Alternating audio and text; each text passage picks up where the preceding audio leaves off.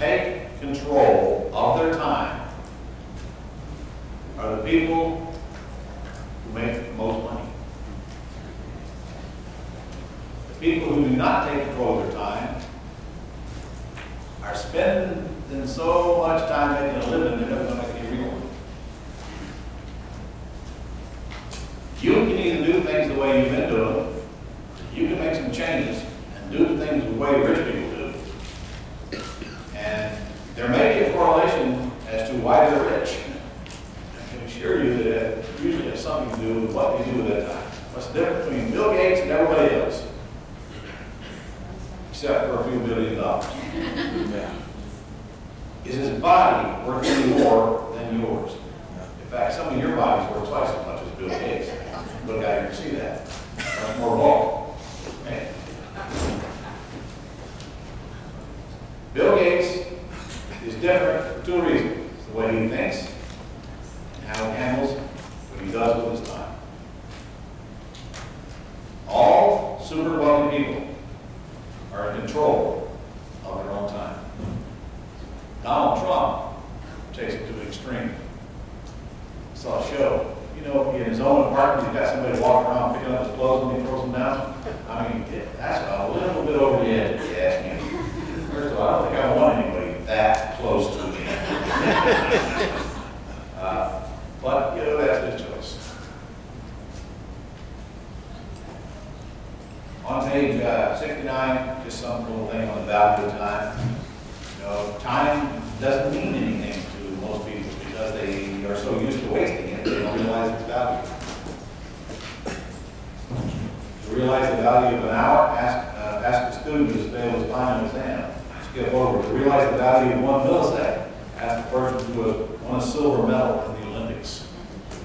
Yeah, time is something you can't get back. It's that one commodity you can't ever replace.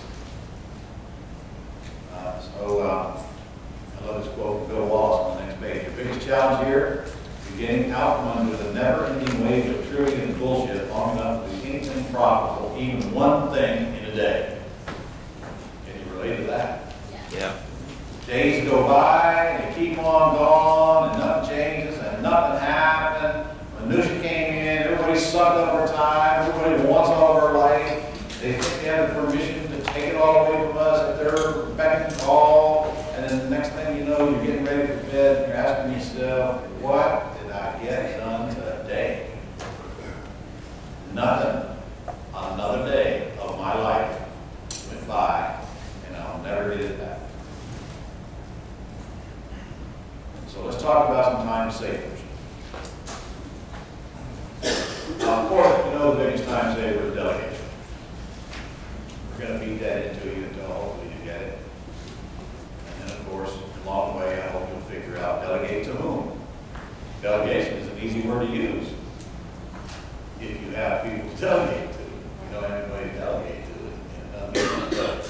So are we learning that we all can get VAs to delegate to?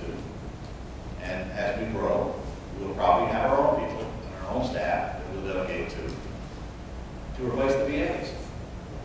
I'll tell you, I don't know that I'd ever want to replace the VA making calls to this those guys. Because you're not going to get anybody to do it any cheaper than our VAs are doing it. And they get trained every day, day in, day out, to get replaced as needed. That's one piece I wouldn't be looking for a replacement for. Now the other level, I would. Sooner or later, I want you to get yourself a PA to do all that crap for you and be with you day in and day out. I want you to get you a tish. But you don't need a tish if you're doing 1 house a month. You start doing 2 or 3 houses a month, you're going to need a tish. And you're going to have the income to get your own PA. You're going to tell you, you're going to enjoy that relationship better because you're in absolute total control. Plus a PA can do a lot of things for you no PA can do. One thing, the PA lives out of town, the PA doesn't. And there's advantages to that. So, got to learn to delegate everything. Plan work ahead to avoid crisis management and constant chaos. That's very difficult. It's difficult for everybody to do. It's somewhat difficult for me to do, less than it used to be. the seminar business, you better plan ahead because the date's coming. You have to build in deadline. I love deadlines. You got to impose your own deadlines. And if you don't have a deadline, you procrastination creeps in. When we schedule seminars, we have no choice. You better get it done. Working blocks, you're constantly interrupted. I do that, and that's a habit. I made myself that, and I wouldn't have any other way. When I sit down to return phone calls, I return several at once. I do not return them just because I got them. We're going to come back to that. Opening mail, I do once a day. Writing letters, I do once a day. Inspecting houses, I do none. Training staff, I do very little. Because that staff is trained by people that I've trained to train staff.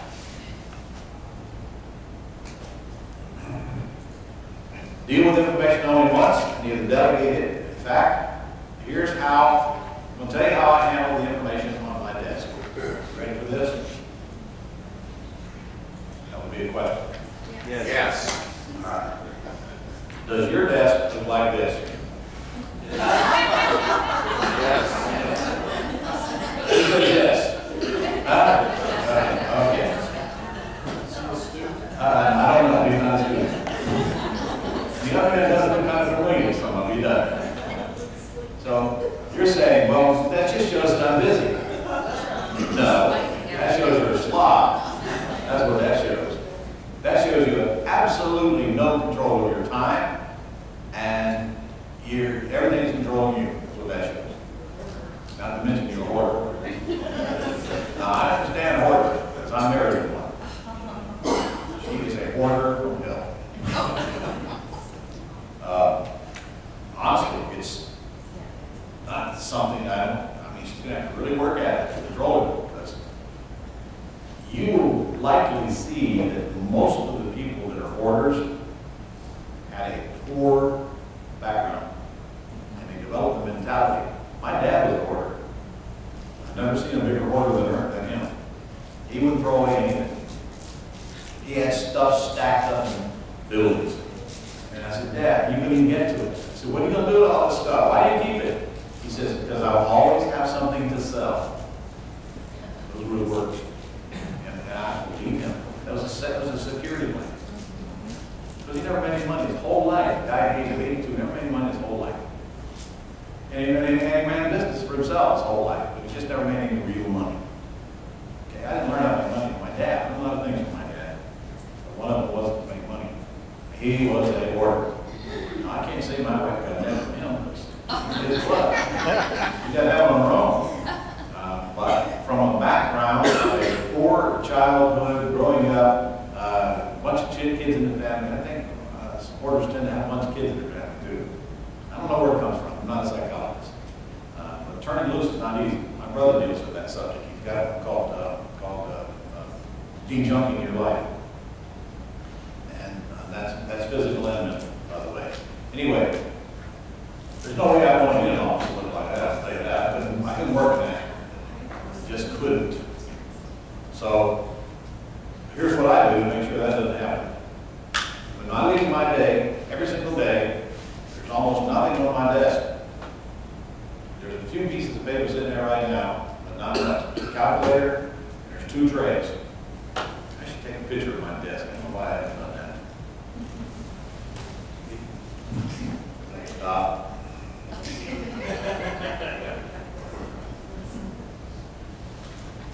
Of course, we're going to take a tour there when we come back next month. Let me draw my desk. All right. Here's my pad over here. This is me. Got a calculator right here. I got a basket here. And I got a basket here. There's a clock sitting right here. Okay. A couple little doodads. All right.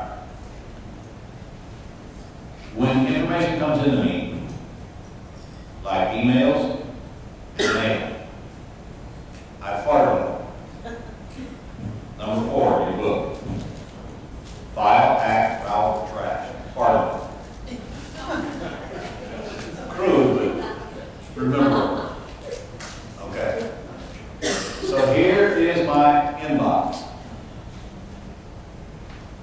If Tish prints out an email or goes through the mail and there's something I need to see, it goes right there. Tish is the only one who puts it. Well, no, Tish and Melanie, my accountant, they put stuff directly in my email. Sometimes Stephanie, which is Tish's Tish. I mean, my inbox. Okay. I don't have a lot of stuff in my inbox. And the reason is, because most of it's taken care of before you get to me. I mean, that's I don't even open my own mail. They open it, and then if it's something I need to see, they put it there. That's why I don't know how to get any mail, because I get it. It's all done before I get it. All right. So now, when I come to work, I take the crap out of the inbox, I move it over here, and I put it in a pile.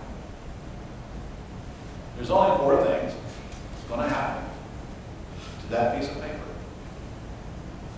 Number 1 is something that just needs to be filed in a file somewhere in our filing cabinets for whatever purpose. And by the way, warning, before you file something, ask yourself, why do I need this?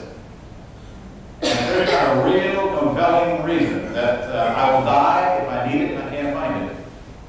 You don't need to go in the filing cabinet to clog it up. And there are very, very few pieces of paper you're going to get here that need to go in the filing cabinet. Of course, most people do what? They take everything you can and stuff it in the filing cabinet. Next thing you know, your filing cabinet's being cleaned out. On a property, if a deed is recorded and the original comes back, I might need it to go in the filing cabinet. But on the other hand, tell me, when are you ever going to need the original deed to a property? The answer, never. It's a matter of public record. So it has to be pretty important, or I'm not sticking it in the filing cabinet. Now, of course, like let's say it's the insurance policy comes in. I don't need to see it. She already knows. Put it in the filing cabinet. On the policy. But I don't want all that other file paperwork. I'll never use again, have no use for it. So if it doesn't go in my filing, if I'm going to file it, I just write file on it and do what with it? Put it right there. I'm done. It's a nanosecond. Okay? Then, second one is I got to act on it. Let's say I get a letter that requires a letter. Or I get an email that requires an answer or letter. I put it right up here. I stack them up right there in a single line. Like that. Through my pile. Then I move on. Now let's say I just need to delegate something. So this is my act. My act goes up here. My file goes over there. Now let's say I get something and I need somebody to take action on it. I just take it and I write on it. Whatever the message is. Go do this with whatever. And where does it go? Right there. So I write it. Gone out of my pile. Okay? And then, of course, what is most of the stuff that comes through here, where is it going to go? In the trash can, which is right down here. I, like you, do everything over my trash can. So, I've gotten rid of everything immediately in a matter of a minute or two, except this pile right here. Now, when I'm through with this, and my minute is over, then I'll start on this. I'll systematically take these letters, and if I have to write them a letter, if it's a short one, I just write it out by hand. And I usually write it right on the piece itself. And do what with it? Put it right there. If it's a longer letter I got to dictate, today, I don't write it out by hand. I open my phone and bring up voice recorder and dictate the letter and email it to Tish. Done. And then I take the letter, I put it in there, send you an answer. Done. So I'm going to answer all of these things, and there ain't nothing in this file, all combined, that's ever going to take me more than 10 or 15 minutes to get through. But I'm going to get through this file, because I am not leaving this desk until this crap is gone. When I leave, the whole goal is to be able to see the wood on the desk.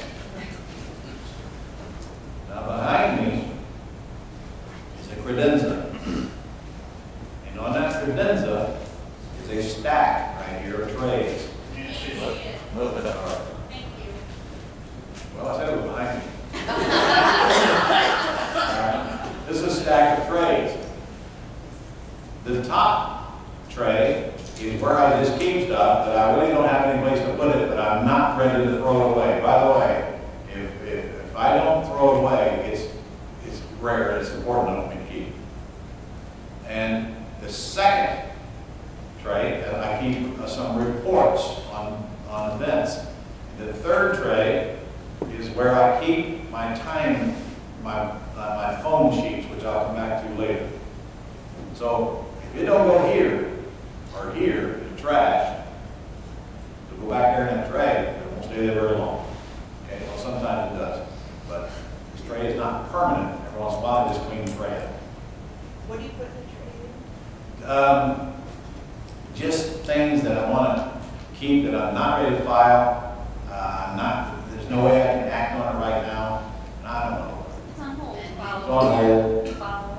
Okay, it's on hold. I also have one of those stand-up file racks back here that I could use to put anything in here and there. But then the next thing you know, this gets full of crap that you don't even really want to wind up cleaning it out. So I actually do have that in there, but I don't even use that. And over here is I don't even have a fax machine back here anymore. I used to have a fax machine. I don't use it. So I gave it away. Oh, my phone is right here. It's not on my desk. Right there. Of course, my chair is right here. All right. So, You're a good artist. that's my information flow.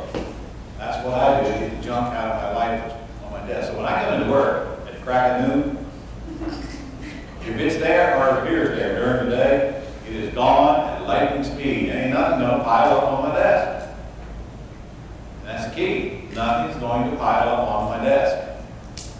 Because it bothers me when it does. It bothers me. I got all this crap here that's always never done because it bothers me when it ain't done. I got to get into a conclusion one way or the other. Okay. Next, train people and handle problems before they get to you.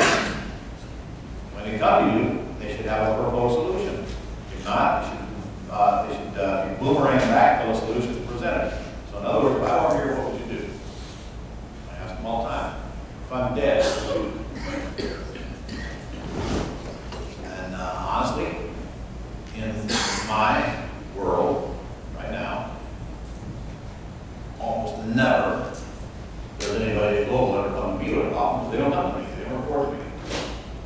And the only one that would come to me would be Tish, Jennifer, Nikki. Somehow she penetrates the line of defense. Jennifer, Nikki, Mel, who does my books. Tish.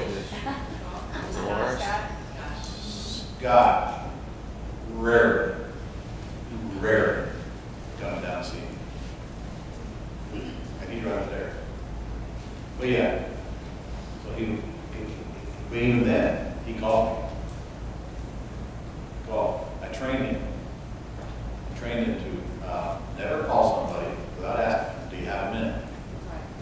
Now, you have a minute? All right, you're irritating. He called me. You know what? Come on. No, I'm going to say yes. All right. So,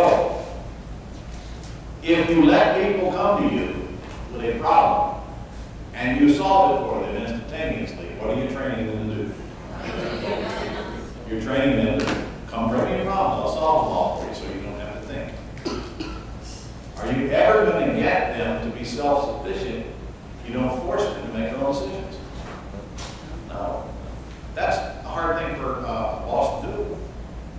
Because it's easier for me to do it than to train them to do it. Which is true. But if you don't train them, then you've got to keep doing it. And your goal is to replace yourself as fast as you can. And then your next goal is to get your people to replace themselves as fast as they can. So you train your replacement, and your replacement trains your replacement. And the more people that you have around you that can do the same job, the better it is for all concerned. Set aside a place where you can work uninterrupted, both work and at home. A closed door means do not enter. Train people right down to the topics of discussion to cover as many items as possible at one meeting. We have at least one marketing meeting a week at Global. I try to keep it down to 3 or 4 people, because the more people you have in it, the longer the meeting is, and the less focused you can get it. There's only so much input I can take at one time. Global has an employee meeting every week, Wednesday. All the employees come in, sit there for about, 15, 20 minutes, go over stuff that applies to them, go back to work. Of course, all I see is when they do that is, oh my God, how much does that cost us per hour? All these people huddled up in one place, how much does that cost them per hour?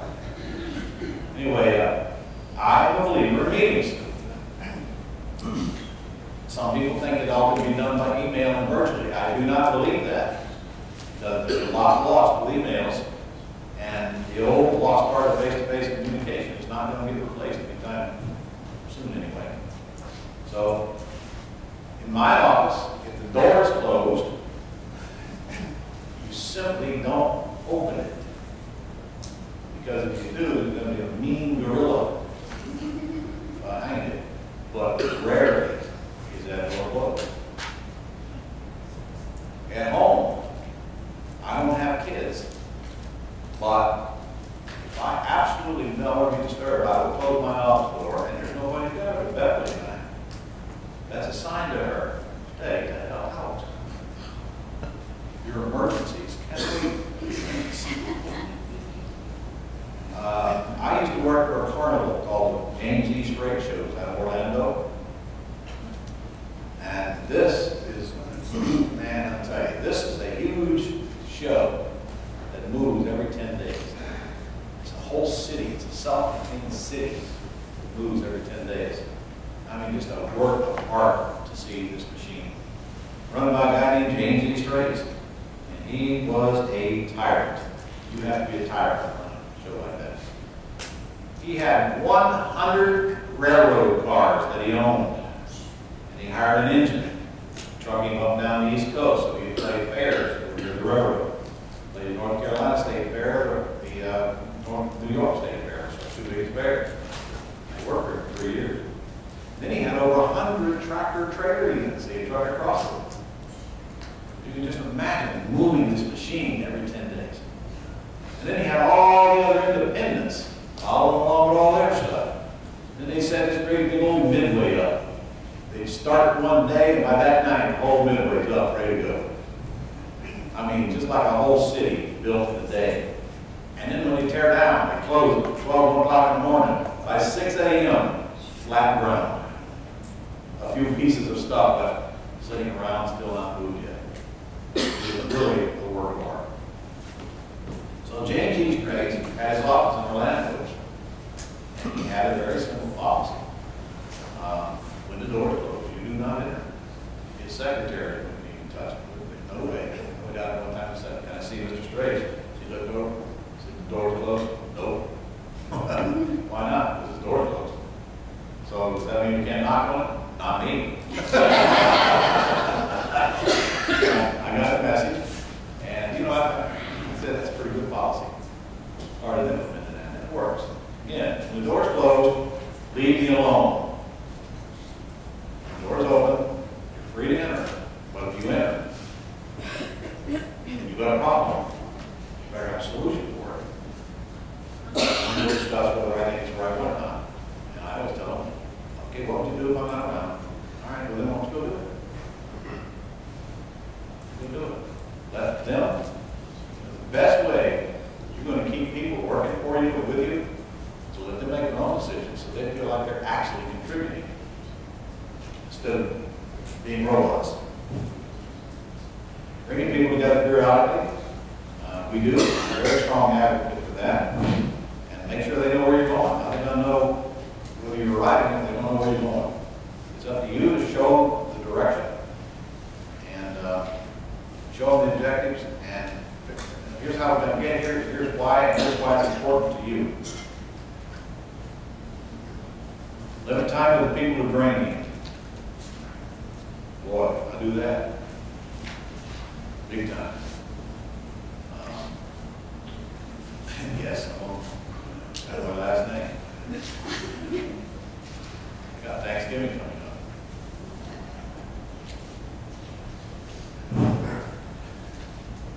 I understand we're having dinner at my house this year. Already got 20, 30 people coming over. Here's the sad part. We really don't have anything to discuss with any of them. They have no interest in what I do. I have no interest in what they do. So this is a forced coalition because it's Thanksgiving. It's not that I don't want to come over. It's just that there's nothing going to come out of any of them's mouth that is of any interest to me. Because what they talk about is not of interest to me. I'm going to try to pretend like I give a crap. But it is going to be hard. And of course, what I say don't interest them much either, so be it. There's a few of them in there, though, that might not have too much trouble spending a little bit of time with. But for the most part, I'm sure you have relatives just like that, don't you? Yes. Please tell me you do. I can't do that.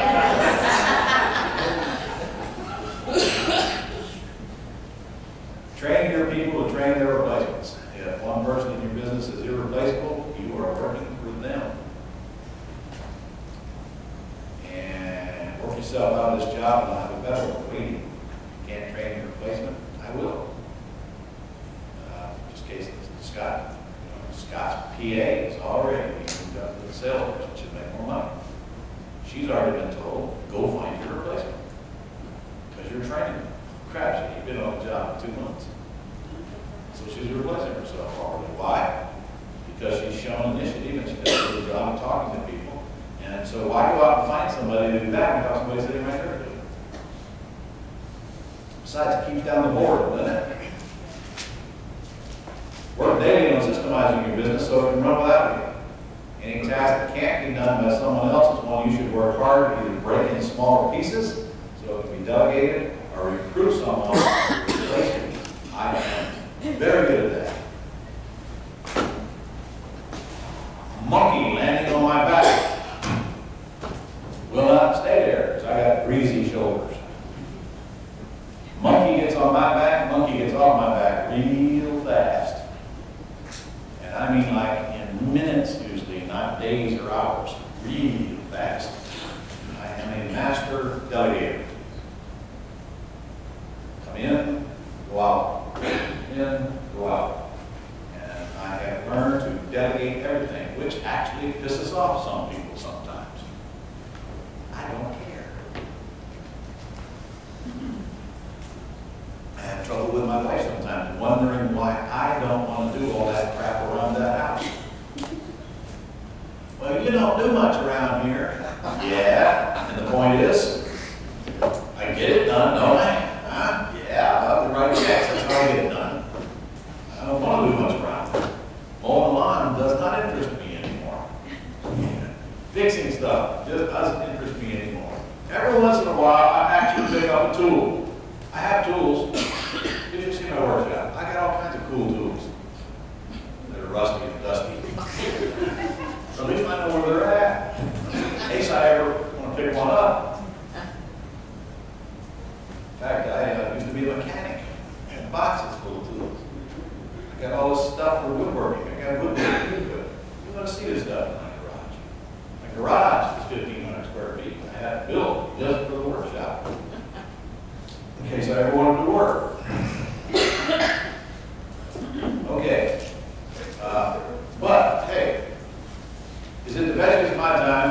be a handyman. Nope. Now, if I wanted to do it, because it was my therapy, could I do it? Yes. I do some things. Very little, but I do some things. Some of the things I do are enjoyable, a little bit. But I don't want to be forced to do it. I got people in my house working right now. 2 or 3 days. I got an electrician working. I got a yard guy doing decorations tomorrow. I got family coming in to decorate the house on the inside. I got somebody doing some other crap. I don't know. I just write checks. Of course, I live on 10 acres for crying out loud. I'll tell you something. It was constant maintenance. I paid $1,200 a month just to get my yard taken care of. All right, I'm around. Time wasters. On page 73. Improper pre-screening of buyers and sellers. Is that going to waste a lot of time? Yes. And are you going to waste a lot of time while you're figuring out how to not waste the time? All right. I try my best to train you to only talk to people who are predisposed to do business with you.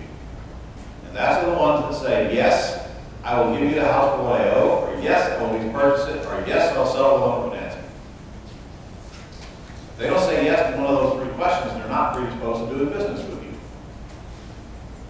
When I'm talking to buyers, they're either going to have money or they're going to have credit, or I have absolutely no reason to talk to them. And in fact, I don't talk to them anyway. But even Scott has been trained. Talk to the ones who have money and credit.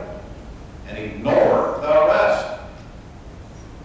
80% of most businesses' focus is on 20% of the people that give them the money to let them survive.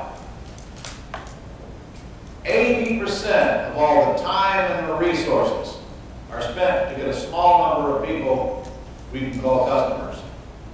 The goal is to spend a lot less time on the 80% and a lot more time on the 20%. Constantly preaching that goal. Remember I showed you my sheet where I had a few customers in a pile of leads. Leads meaning they ordered my book and CD, but they didn't give me any money. 6 to 7 times more leads than customers. 95% of my revenue comes from that small percentage. It's 10 times more work to get the people who have not given me money to give me money than to get money out of the 20% who gave me money up front. All of our marketing expense goes on the small percent, and it's not 20%, it's 10 to 15% in our case. All of our marketing expense, almost all of it goes there. Because that's where it should go. To prospects, not pets, or worthless suspects. Same in your business. Same in your business. Focus on the people who have a reason and have indicated they want to do business with you. And quit wasting time with all the rest. Now, of course, are there a few pearls in that suspect pile? Yeah, but the cost of getting them out is probably more than you want to bear. I told you to call all of those. It takes a few minutes. That's as far as I want you to go. You call all of those, and if you still don't like the answer, trash. We don't need to create a file of people who want all cash at full price for their house. There's no reason to have said file. It's a waste of resources. We don't even need to stack them up on the desk. We need that space to put our other crap. Right in the trash, where they belong. But some of them will come back later, get motivated. Well, good, they'll call me. And if they don't, tough. Should have said yes when they asked me. Okay. Grunt word. This one is something you just kind of guard yourself against. So every day, constantly. In fact, maybe you should put a sign on your desk at home. Is this the best use of my time? Great big letters. We even had that on a mouse pad. I like it. I'll put that on a mouse pad.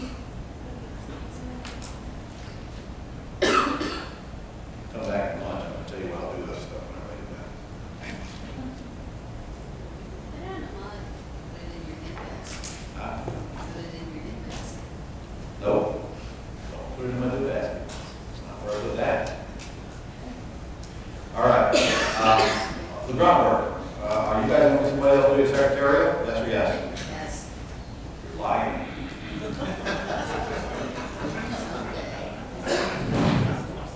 You're still gonna do all your secretary work because you're accustomed to doing it, right? I can do it, that's not train somebody else.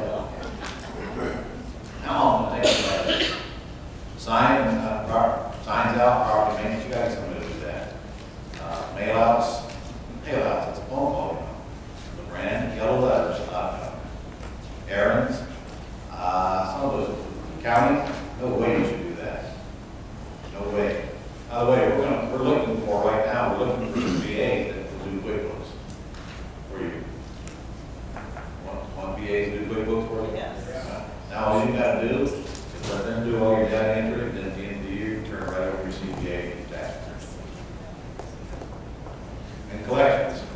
Now, how many of you are collecting rents from lease purchases? Who's collecting incoming mortgage payments? Who's collecting payments from anything? Okay, you ought to seriously consider going to escrowserve.com, S-E-R-V, escrowserve.com. There's a company that will collect your receivables for you and pay your payables and drop the rest in your bank account every month. Send you a 1098 at the end of the year, 1099 at the end of the year.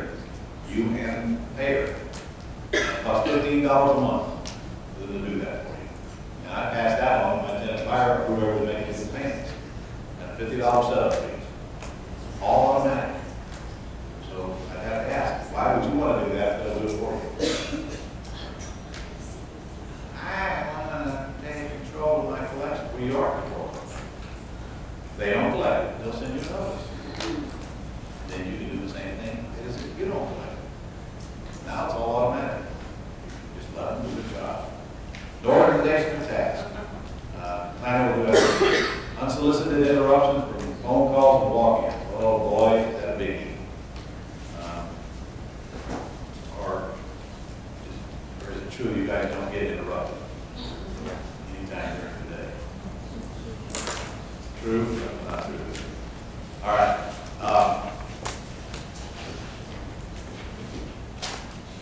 When we come back to lunch, I'll continue this conversation. I'll show you how I use my planner. I'll show you how you can use your planner, whether it be physical or electronic. And I want to continue that subject until we get to the point where we figure out where am I going to collect this data that I'm constantly getting every day, these tasks that I've got to do, how am I going to keep track of what I got to do, when I got to do it, and make sure that I don't remember anything. Because if you have to remember stuff, we have a problem on things. Huh? Yeah. We have to structure our lives so we don't have to remember anything. So that we can keep our promises and hold others accountable to keep theirs to us. That is the difference between somebody that's organized or somebody that's a chaotic mess. Of which, of course, most people are a chaotic, unorganized mess. You have the ability to follow up, keep your promises. You already separate yourself up from the herd. You are one people want to do business with, but you are weird in our world today. People who keep their promises today